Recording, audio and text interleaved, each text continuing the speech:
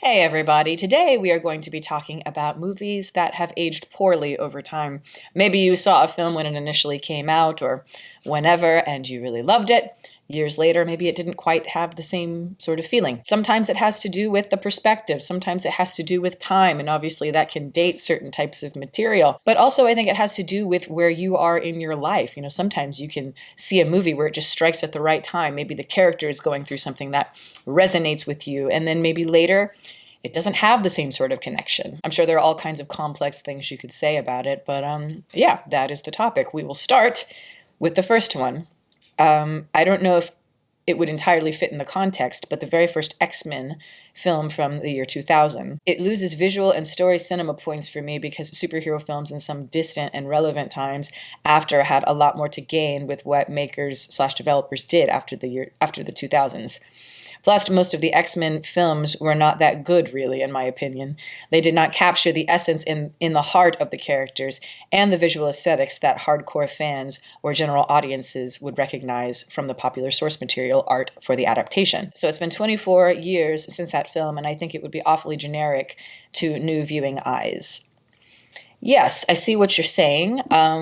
Because the trajectory of superhero films has changed dramatically since that point.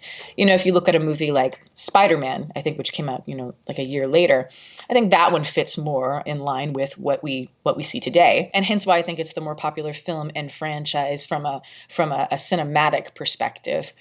I don't even think that the original X-Men, like you said here, you said you're not sure if it entirely fits the context. I'm not sure if the original X-Men film really resonates with people. I know the second one does. It did with me. I think that one was the best film.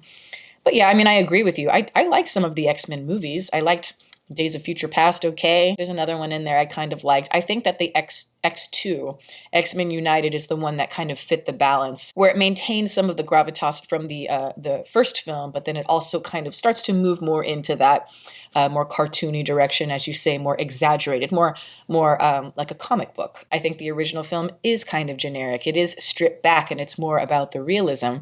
But at the same time, I have to say, I really miss that aspect in not just the X-Men franchise, but a lot of superhero films. I miss a bit of a grittiness. There was something, I have to say, when it comes to the first X-Men film that scared me as a child. I think I was about 10 years old when it came out. It felt like it was treating me like an adult, like, the opening sequence where, it's taking place in the concentration camp. That haunted me as a child because of how realistic the depiction seemed. And even Anna Paquin, I think she's introduced in the movie right after, maybe in the scene right after. And, you get to experience her power for the first time. And her acting in that moment is so realistic and it's so visceral. As a child, it really scared me. So from an emotional perspective, and not just those moments, there are a lot of moments in that film, they stuck with me. I think once you start getting into the McAvoy Fassbinder films, aesthetically in particular, it was a problem for me. So I wouldn't mind seeing movies, particularly superhero movies, deviate a little more to the original X-Men. Not too much, because I do think the artful aspect is very important in comic books. We never want to forget that's what it is. But maybe we could do with some more authenticity, maturity. What Women Want comes to mind for me because it felt glaringly dated the last time I tried watching it and really cringe. I did not remember it being that bad. I think it is because my initial love for Helen Hunt and my like for Mel Gibson, combined with the stupid movie era it came out in, combined with my younger age, it all sort of lowered my guard. The premise is also stupid. It was back when magic was used to justify any idea, in this case, for the sake of playing out a mind, R word, can't say it, fantasy. Maybe I am being harsh. I am not sure. I am just sure that, in my opinion, it has aged glaringly poorly. I agree with a lot of what you're saying.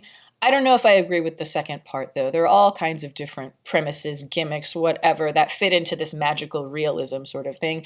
And, they can be interesting symbolically, metaphorically, but they don't necessarily have to make, sense in reality. And in the case of Men and Women, it's how they communicate with each other without saying anything versus what they do say. If you understand that angle and you can convey it properly with good writing, I think this could have been a hit. Essentially, it is Groundhog Day, but it's just... It's very poorly written. A lot of the characters' motivations make absolutely no sense. A lot of the characters make no sense. There's a lot of ridiculous stereotyping. and the actual gimmick of being able to read the minds and all of that, it doesn't really make sense, nor is anything particularly gained from it. But yeah, that's one of those movies where when you watch it today, I do agree with you. It's like, wow, we really did get caught up in all of the mania of the time. You know, this movie understood marketing, what it needed to do, using Helen Hunt, who was very popular at that time, particularly like in the early 2000s and all of that, with that type of character. Same as Mel Gibson. So it's like it has all the ingredients to be that, magical realism comedy that people could have latched onto. But I just think there are so many holes in the script and there's so many ridiculous pieces of it. It just falls apart. I watch it more out of fascination, and I don't think that's what they were wanting. The Big Chill, it's boomer navel gazing at its worst. Privileged friends mope about their lost idealism while listening to obvious needle drops. The film was put too high on a pedestal by its generation. It's very interesting that you say that, because that was kind of my experience seeing it for the first time. I typically trust my mother.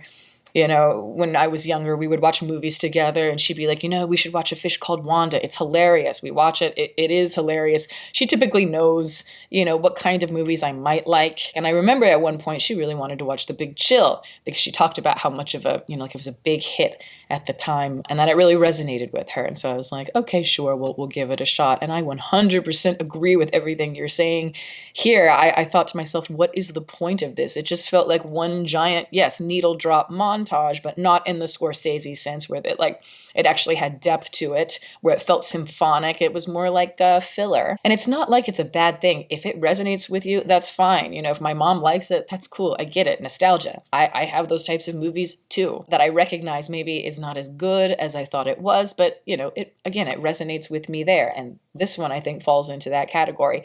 It doesn't work for me.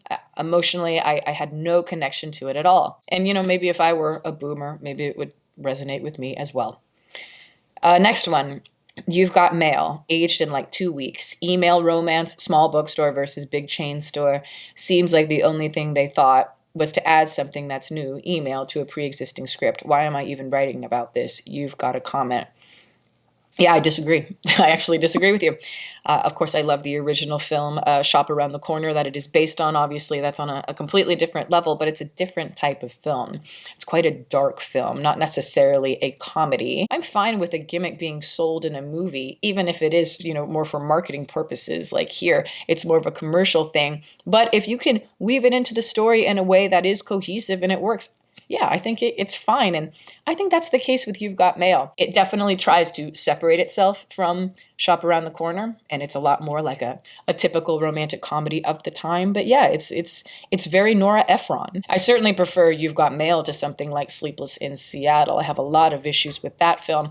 Obviously, Meg Ryan and Tom Hanks come together again for this one. I don't know, this one felt a lot more fully formed, and I thought the characters were interesting.